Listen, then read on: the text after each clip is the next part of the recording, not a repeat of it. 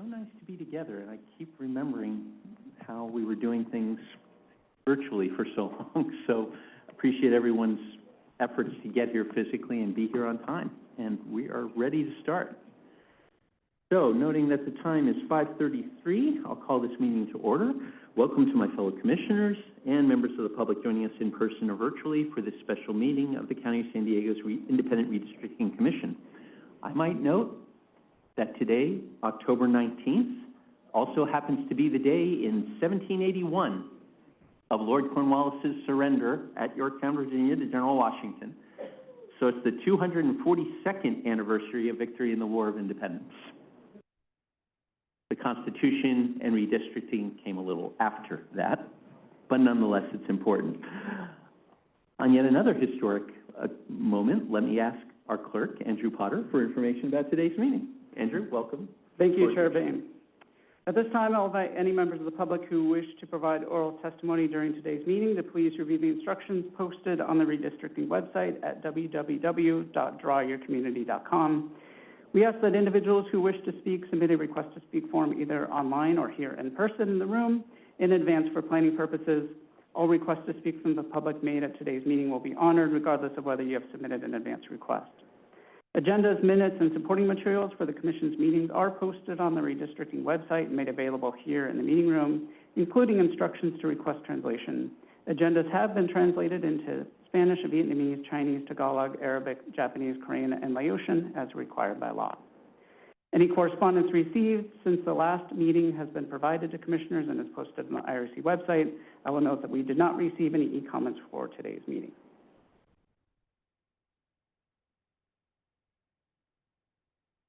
Very good. Thank you, Andrew. The next item on the agenda is item 2, the roll call. Before proceeding, I want to note for the record that Commissioners Diaz, Dostal, and I think Commissioner Hansen, though we were awaiting final word on that, but if they don't make it here, they all have excused absences for today's meeting. Andrew, could you please call the roll? Thank you. I'll ask the Commissioners to unmute your microphone and say here or present when called upon. Chair Bain. Here. Co-Vice Chair Caterina. Here. Co-Vice Chair Garcia. Here. Commissioner Brown. Here. Commissioner Chen. Here. Commissioner Inman. Here. Commissioner Kugliak. Here. Commissioner Larson. Here. Commissioner Pons. Here. Commissioner Russ. Here. Commissioner Servin. Here. Thank you. Chair Bain, we do have a quorum. Thank you. Very good. I see no reason that item 3 would apply today. Andrew, correct? Very good. So with that, we'll move on to item 4, approval of the minutes from the IRC special meeting on May 8th, 2023. We'll begin this item by hearing any public comment on those minutes. Andrew, are there any requests from the public to speak on this item? Thank you, Chair Bain. There are no requests to speak on this item. I will note that any members of the public that are joining us virtually, if they'd like to comment, please raise your hand in Zoom. And Chair Bain, not seeing any hands raised. That concludes public testimony on this item. Thank you very much. As this is an action item that requires a motion, before any discussion, let me ask if there is a motion for approval of the minutes from the May 8th, 2023 special meeting as included with the agenda materials. So moved. Commissioner Chen, thank you. Second? Second. Commissioner Larson? Right, good. Thank you. Is there any discussion, including any clarifications or corrections? Do commissioners want a minute to read over them? Very good. So, Andrew, could you please call the roll for the vote? Thank you, Chair Bain. All those in favor, please say aye. Aye. Aye. Any opposed? Chair Bain, that motion passes unanimously with all commissioners who are present voting aye. Thank you very much, Andrew. All right. The next item on the agenda is item 5, update on the budget for commission activities. A memo on this update was included in the agenda packet for today's meeting. As usual for such information items, we'll first hear from staff and perhaps council. Welcome again, Holly.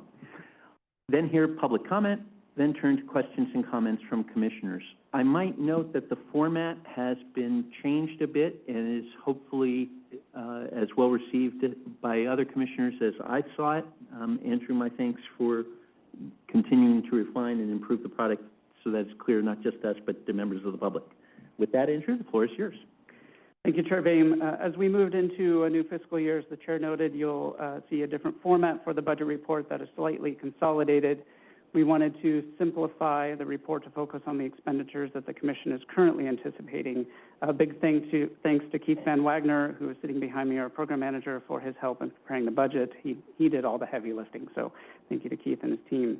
The costs continue to be minimal in terms of ongoing costs such as IT expenses and translation services for meetings. And obviously, the greatest share of cost is legal services.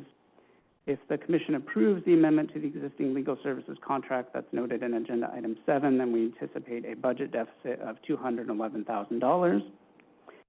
But as we noted in the report, we are working with the County Finance team to identify the funding source for the projected budget deficit.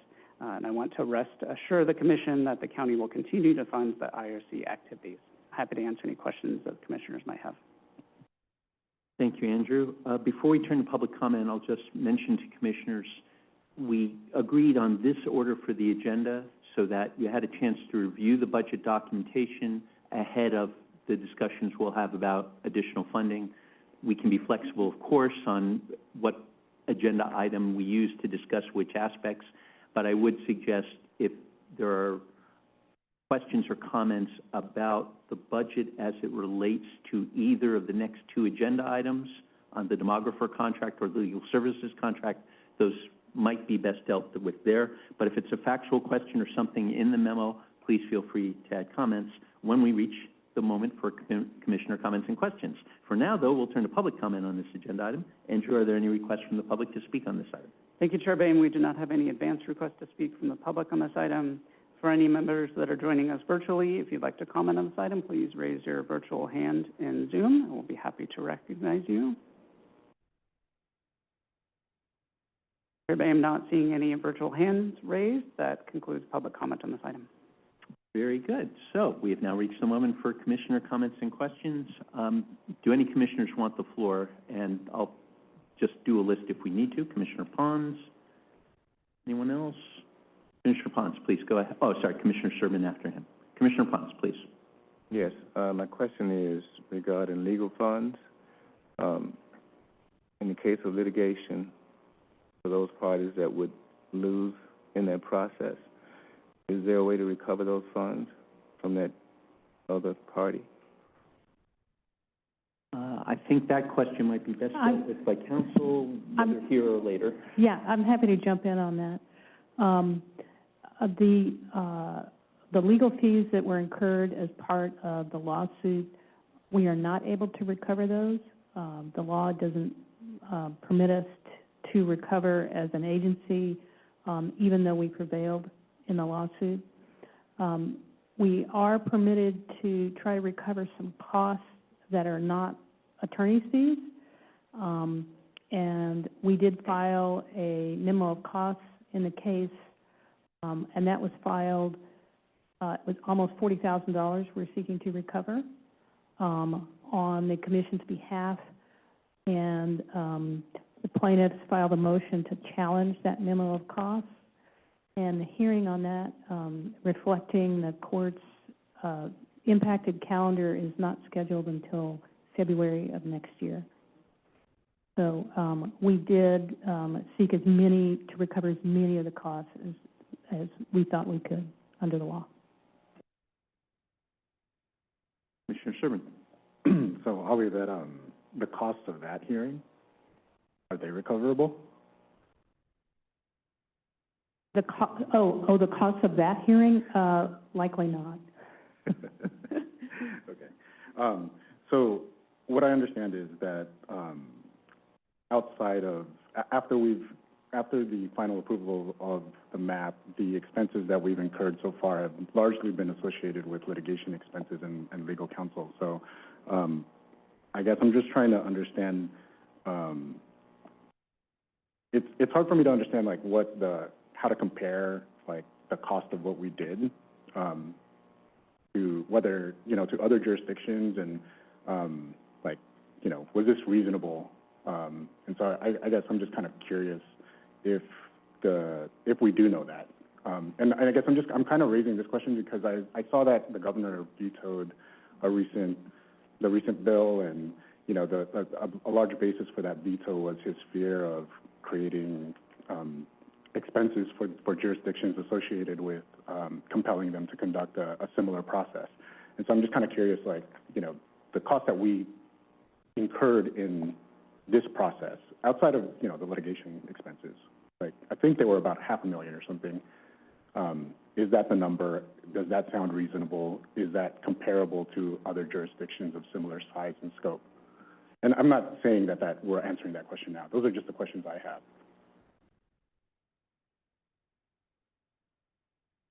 Thank you, Commissioner Servin. Yeah, we will, as we prepare for the next redistricting, we're certainly going to keep that in mind as we plan the budget in towards the end of this decade, leading up to the Redistricting Commission, and making sure that funds are set aside for the next commission. But you bring up a valid point that there are a high number of expenses that this county wouldn't have incurred absent the litigation. Please. This is regarding the contracted services additional legal counsel. The last sentence in the recap of that says it's anticipated that an additional $280,000 will be needed for further legal services. How much further will that go? I mean, are we going to have to renew it again 6 months from now, or is that for anticipated services? What anticipated services are you expecting that to cover? Just this coming years? Those are anticipated to cover the appellate expenses through the Court of Appeal. So whether that's 18 months, 12 months, it's the estimate to cover the Court of Appeal level. Is the end of the Court of the Appeal the end of the case?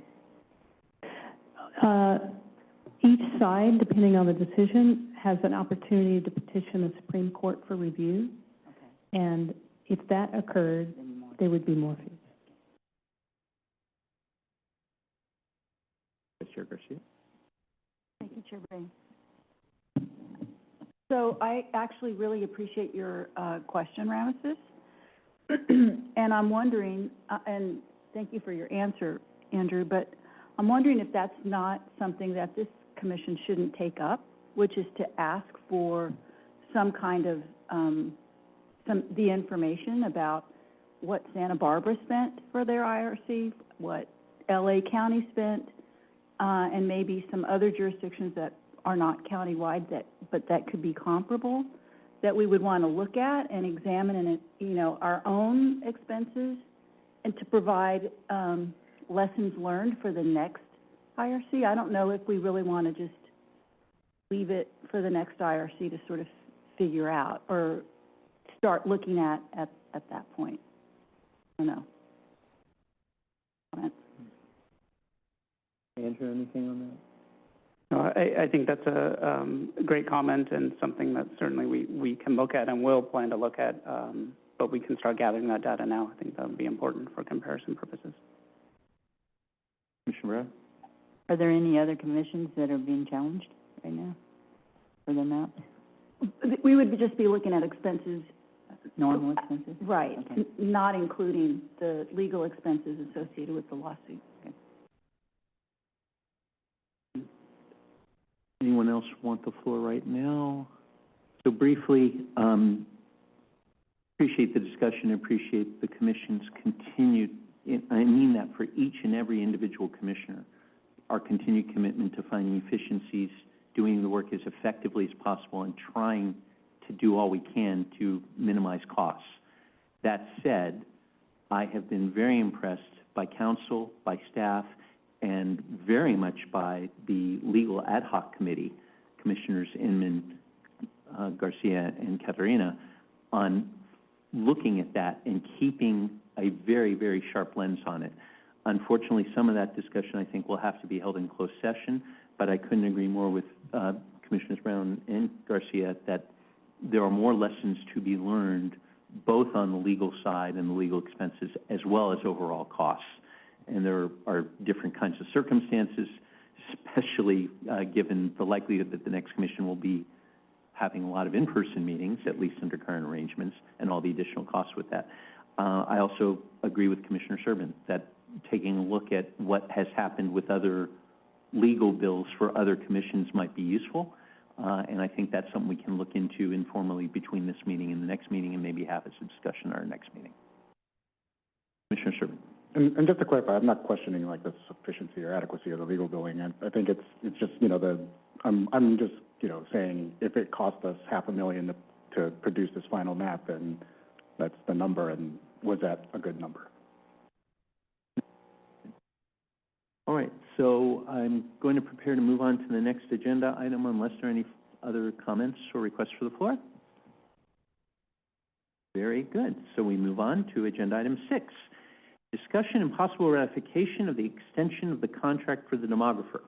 A memo and supporting documents on this item were included in the agenda packet for today's meeting. Again, as usual for such items, we'll hear from staff and perhaps council first, then public comment, then request a motion to continue discussion, and eventually, I think, come to a vote. I would note at this point that staff and council have prepared suggested language for motions to be offered both on this item and on the next two. So rather than us trying to draft something and spending additional time, I asked staff and council to come up with an initial draft. We are not bound by it, of course, but I thought it might be a slightly more efficient way to proceed, given that this item and the next item in particular have some legal requirements we need to make sure are covered. So with that, first, let me turn again to Andrew and Holly if she desires for any comments and introductory remarks they want to make. Thank you, Chair Boehm. As indicated in the staff report, the contract with Flow Analytics expired September 30th, 2023. In order to ensure there was no gap in needed services and due to the timing of the next IRC meeting, we extended the existing contract for an additional year through September 30th, 2024. So we are asking the Commission to consider ratification of the extension and formally approving the extension. I will note that the structure of the agreement remains unchanged. The ratified contract is included in the agenda packet for reference. Turn it to Holly if she has any additional comments about the services that are needed. Sure. This is just to ensure that to the extent the legal team needs to reach out as part of the appellate briefing for any input or comment from Flow, that there is a contract in place to do that. And so there is no expenditure of funds unless we pick up the phone and talk to them, and then it's on an hourly basis. Before we do that, let me just, if you don't mind, Commissioner Russ, thank you. Andrew, are there any requests from the public to speak on this agenda item? Thank you, Chair Boehm. We did not receive any advance requests to speak on this item. Any members of the public that are joining us virtually, if they'd like to raise their hand in Zoom, we'll be happy to recognize you. Chair Boehm, not seeing any virtual hands raised. That concludes public comment on this item. All right, thank you, Andrew. So before we begin discussion, it would be appropriate to have a motion. As this is an action item that requires such a motion, let me ask if any commissioners would be willing to offer and second the motion that you see on the screen before you, and just to read it out loud for the record, to ratify the extension and improvement extension contract with Flow Analytics for an additional year through September 30, 2024, noting that the structure of the agreement remains unchanged with payments via task orders on an hourly rate for any needed services, as included with the agenda items. So moved. Vice Chair Garcia, thank you. I'll second that.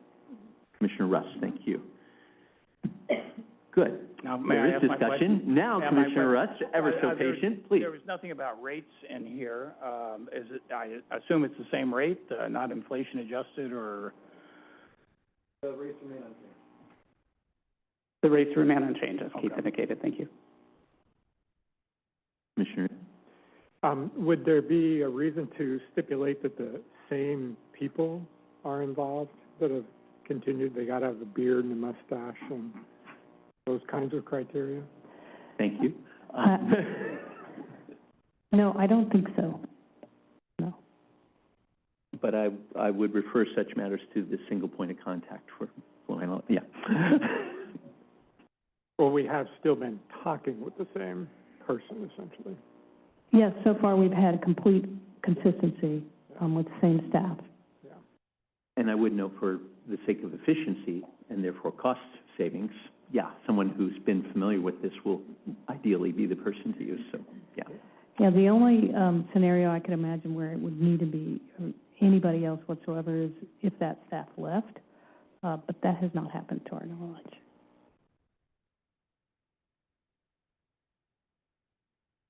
What did you say at the very end there? I didn't hear it. I said, to our knowledge, that staff member that we've worked with is still with Flow, and he has not left.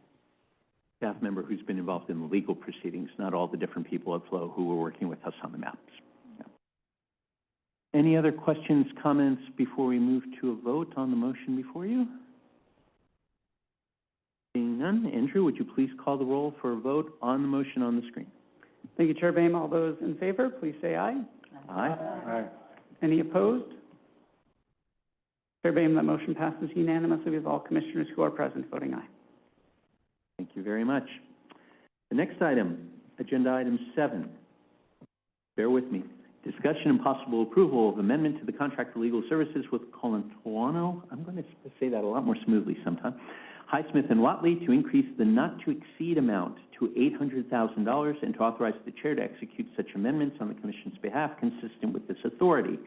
Again, a memo and supporting documents on this item were included in today's agenda package. Again, we'll hear from staff and council first, then public comment, then request a motion, one that has been drafted again, and then continue discussion and ultimately move towards an action. For now, though, let me turn to Holly and Andrew for introductory remarks. Thank you, Chair Boehm. As described in the staff report, the council supporting the IRC has reached the maximum compensation allowable in the current agreement. Therefore, it's recommended that the IRC approve an amendment to increase the contract, extend the term, and authorize the chair to execute the amendment. The draft of the amendment is included in the agenda packet for the public and for the commissioners. And as I mentioned earlier, this is to cover the anticipated legal fees through the Court of Appeal and also for the ongoing non-litigation general legal services, which have not been that many, but this will cover that as well. So we now turn to hearing any public comment on this agenda item. Andrew, are there any requests from the public to speak on this item? Thank you, Chair Boehm. We do not have any advance requests. Again, any members of the public joining us virtually that would like to comment, please raise your hand in Zoom, and we'll be happy to recognize you. Chair Boehm, not seeing any virtual hands raised. That concludes public comment on this item. Yeah. Sorry, I was checking on whether I needed to read this out loud for the record, which I'm about to do. So, as this is an action item that requires a motion before any discussion, let me ask if any commissioners would like to offer and second the following three-part motion. 1, to approve the amendment to the contract for legal services with Colantuano, Highsmith and Watley as presented by staff. 2, to authorize the chair to execute such amendment on the commission's behalf consistent with this authority. And 3, in accordance with Elections Code Section 21552C8, to request the county to increase the appropriations in the IRC budget for the additional costs that are anticipated to be incurred for legal services. All, again, is included with the agenda materials. Do you have a motion? Commissioner Brown, thank you. Do we have a second? Commissioner Chen, thank you. Discussion. Commissioner Inman. So just a question. So the demographer we're extending through September 30th, 2024. And this one, June 30th, 2025. Is there any reason to make those align, or I guess it's probably not a big deal, but they're different dates, so why extend one only through September and the other through June? I can speak as to why to extend the legal one to 2025 is because we're trying to capture as far out as we think we might need to conclude the Court of Appeal process. I'm not exactly sure what the 1 year is for Flow, but you're right, it may make sense, and maybe we're back in a year, but to handle that that way, they should align. In terms of the demographer contract, it was just a simple 1 year extension. We didn't have any authority to go further than that and didn't want to go ahead of the commission to do that, so we went with just a 1 year extension. I might add that as I understand it, and Andrew, I'll ask you to confirm it, the extension of the demographer contract was easier to do that way at a time when we had to do it. That's why the commission was ratifying that decision today. So I think in the future, if we needed to bring it together, say at our next meeting, we could probably do so. We just need adequate assessment that that was needed. Yeah, good. Commissioner Brown, then Commissioner Russ. And it sounds like there's not going to be any problem with us going back and asking for more money for them, because the county's wonderful at providing us with as much money as we need, I guess. Yes, to confirm on the record, yes, that's correct. And so maybe we should just do it in little increments. no, I don't think that will be the issue. One of the main reasons I wanted to make sure this was handled this way was to ensure that the commission was making a conscious decision on the amount and how the request was flowing, so that the county could do its part and we could do its part. But because the county is legally required to support the commission, as Andrew has explained, it shouldn't be a problem. Commissioner Russ. Yeah, I have a question for council. Are we expecting an appeal on this suit that was filed in our favor? Yes, they did file an appeal, so that appeal is pending. And what's the next step? Does the court say this appeal has merit, or could just throw it out, or any idea? Well, the typical process is that each side will file their briefs, there will be oral argument, and then the Court of Appeal makes a decision. And we expect that to take around 18 months, generally. Commissioner Pons. So just for my clarification, this not to exceed $800,000 is an increase of $300,000 to the $500,000 that is currently established, right? Correct. So on the second item in the recommended action, I think it would be better if we said authorize the chairpersons. That would include you and your two co-chairs. I think something like this should be a discussion to get to a decision, and I think it would help to have insights from your co-chairs. If we were to do that, I would suggest we change the word chair to officers. Okay. But I would note, and for what it's worth, I'm completely comfortable with that. The way we have been proceeding, in the way at least I would intend to proceed, and I hope the ad hoc committee members would as well, is that any kind of discussion like that, the ad hoc committee would take a close look at it first, make a recommendation, and I'm pretty sure every time that's happened, the four of us, the three members of the ad hoc committee and myself, have been in agreement. So I'm happy to do it whichever way we want. I wouldn't want to put the ad hoc committee in there per se, because then we're getting to mandate questions about the committee, but the officers, fine, if that's what the commission wants to do. If that's the process, that you have a discussion with the four of you before you come to decision, I'm fine with that, but I wasn't aware of that process. Okay. To simplify it, I'll suggest we leave it as is, with the understanding that that's how we will I'm okay proceed. with that, and I understand the process. We have it on the record. Absolutely. No, it's a good question, though. Thank you, and I appreciate the chance to clarify. Any other questions? Commissioner Sherman. So I'm understanding that the current contract, not to exceed maximum amount, is 500. This will have the effect of increasing that amount to 800, which is a $300,000 increase net. How was that 300 number arrived at?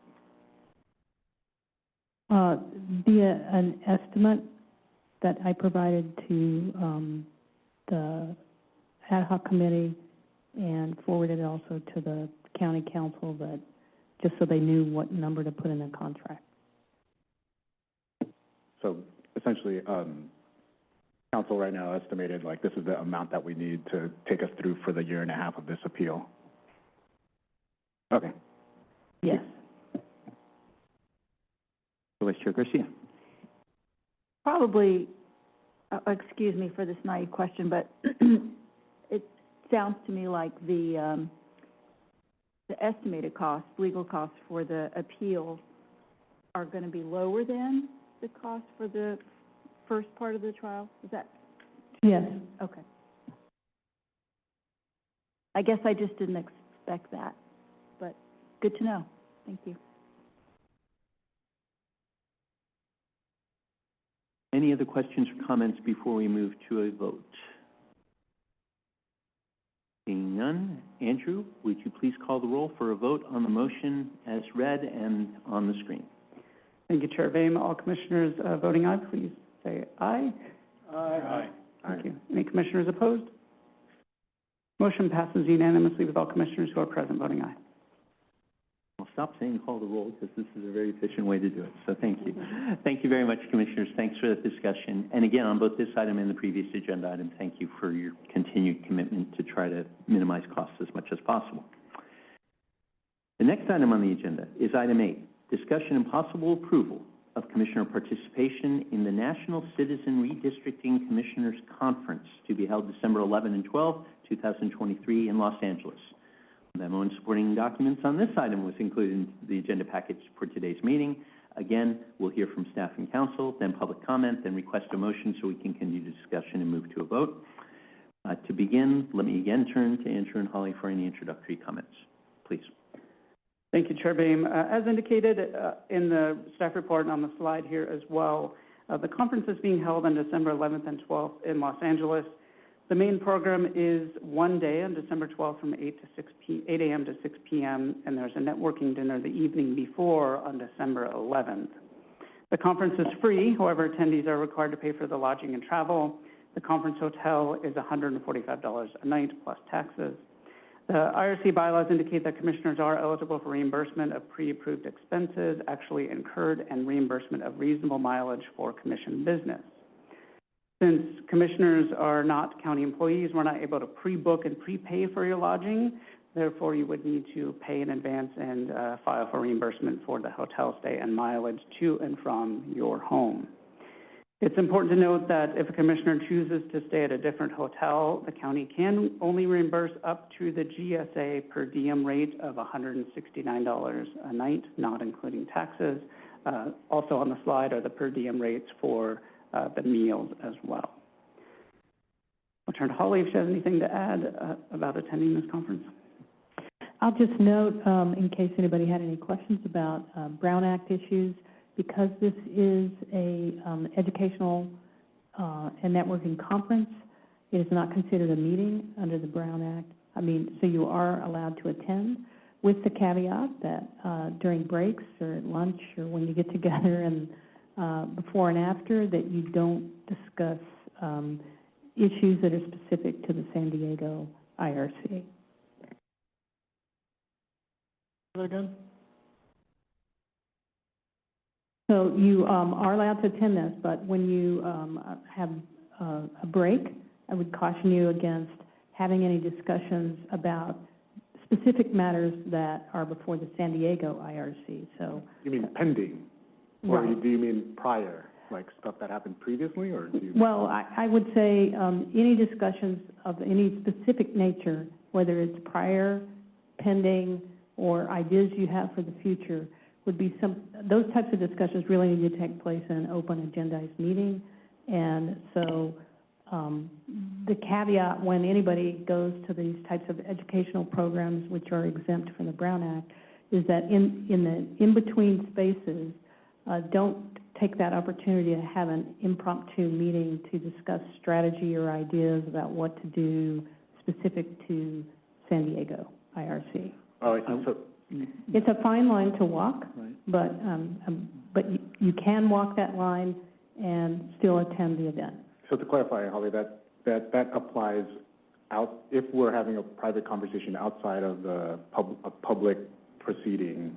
Correct, Right. correct. And so if it's a public or this private conversation, then refrain from talking about matters specific to this body. Correct.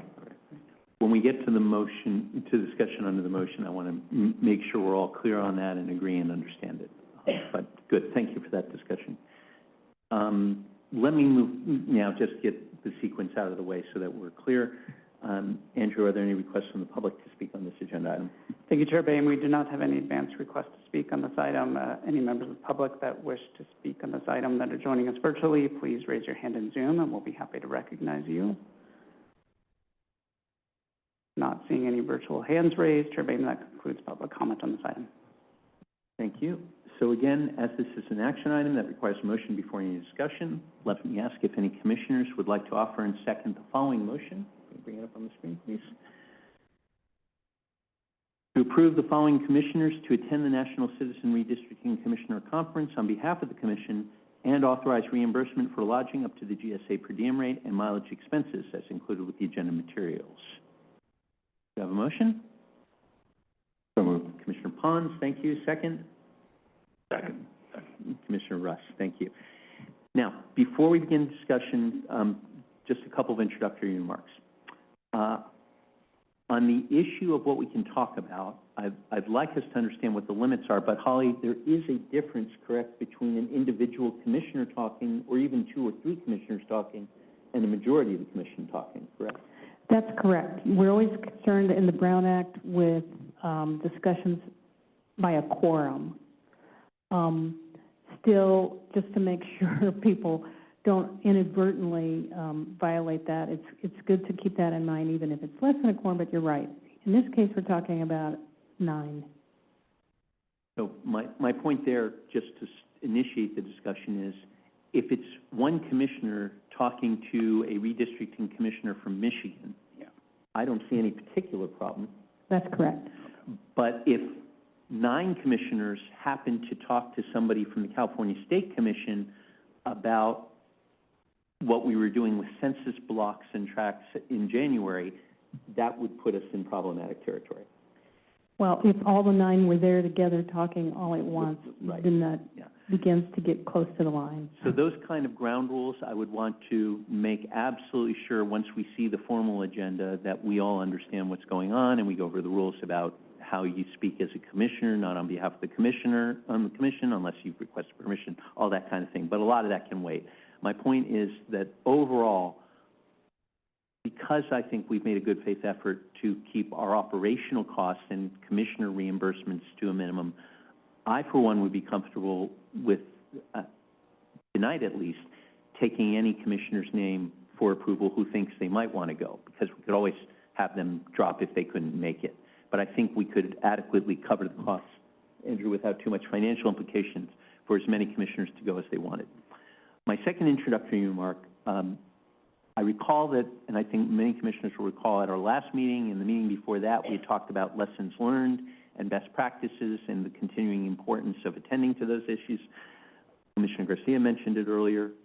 Given the relevance of those issues to this conference, I'd welcome comments tonight on lessons learned and best practices within the bounds of things we need to talk about at this conference and even beyond, without going too far down the road, but just as an opportunity to talk about those things, because we really haven't had an opportunity to talk about them in some time, and certainly haven't had an opportunity since the court decision came down. Sorry for the lengthy introduction. Requests for the floor to comment, ask questions, take positions. Commissioner Sherman.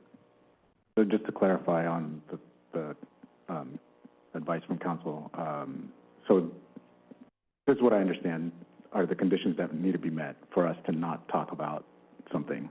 It's if we're in a private conversation outside of the public, and do we have to have 9? Or if it's just me and someone else, I can talk about the IRC.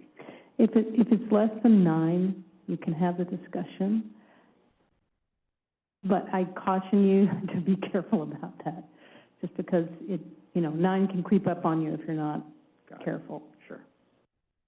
And you do get into the hub and spoke problem we've talked about before, where if you take that conversation and then repeat it to several other commissioners outside of a public meeting of the commission, that's hard. Now, I think whatever meeting comes after this conference, we would probably discuss it at least briefly among ourselves in view of the public, so that we could let them know what we learned and what it meant for the commission and for the next commission.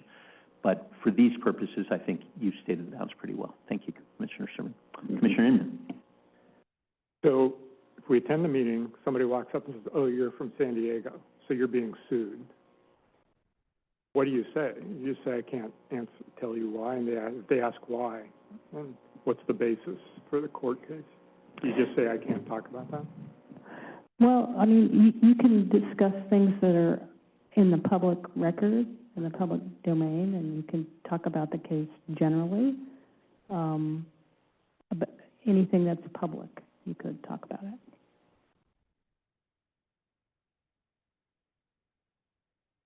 Any other discussions or comments? Because, just to be clear, before we vote on the motion, I will ask for a show of hands of people who might be interested, so that we have that and then vote on that. Commissioner Serban? So, Holly, is there anything that you don't want us to talk about? Don't discuss legal strategy. Okay, anything else? Not that I'm at liberty to discuss right here in open session. Got it. And Chair Bain, just because you had mentioned, I think as far as like lessons learned, whatever, maybe one of the things that we can bring up at this conference is the budget thing that we talked about earlier, comparative budgets. Yeah, it's a good point. I hope there's an opportunity. I would mention that the material that you had before you is the email that was sent to Andrew and staff. We really don't have any other details right now. I think we can guess at some of them. I certainly think there's going to be an opportunity in some of this to have a discussion of budget issues. But exactly what those will be, we'll have to see. One last question. So, do we need permission for the money, or do we need permission because, like, if I didn't care about the money, could I do this on without permission from the commission? I'm not sure myself, but I thought this was something of enough interest that it would at least be worth a discussion and awareness among the commissioners and on the record of which commissioners were at least interested in attending, so that we could have a vote and there'd be no question about whether they were authorized by the commission to be attending on the commission's behalf. Commissioner Inman. Well, I kind of looked into it to the extent you can. There's not a lot about it. But one of the things is if you go in and you click on the RSVP, it wants to know whether you're actually a commissioner or not. And if you're a commissioner, there's no cost. If you're not, then you're called a guest. And then there's a fee to register as a guest. So I don't know if they're going to distinguish people that way and assign roles. I don't really know. But there was a distinction when you RSVP as to whether you're a guest or an actual commissioner.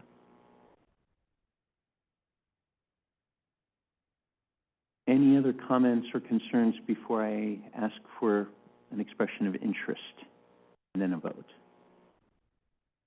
All right.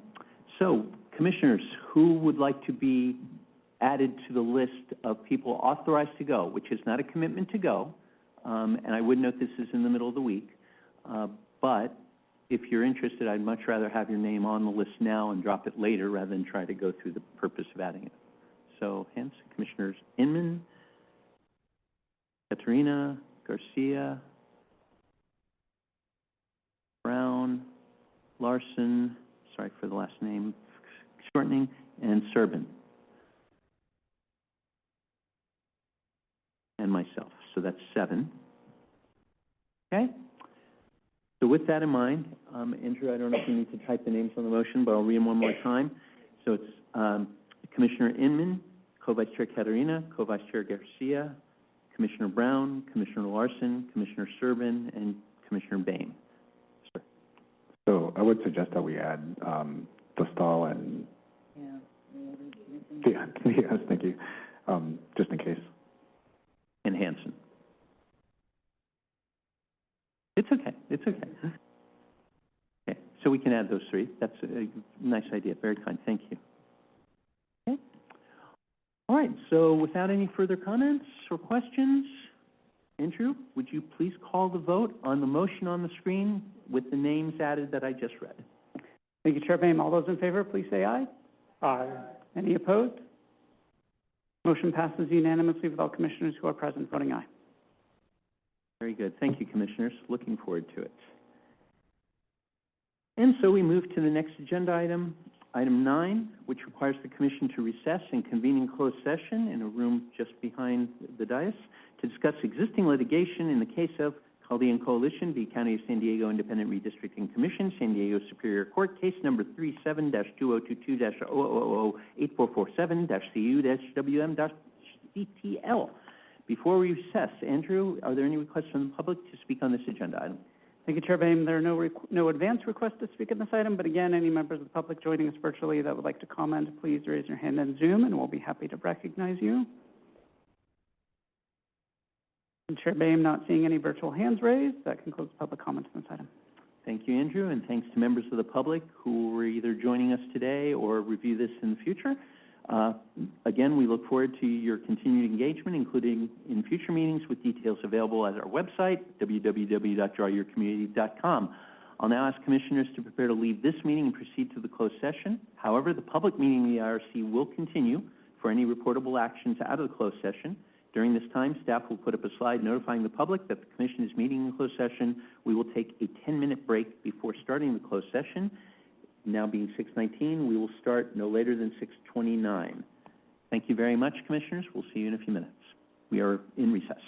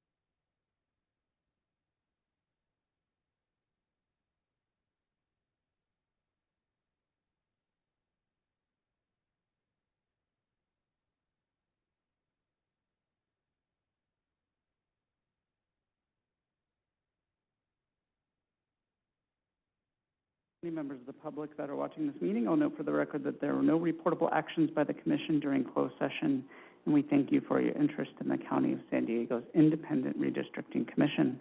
This meeting is adjourned. Thank you.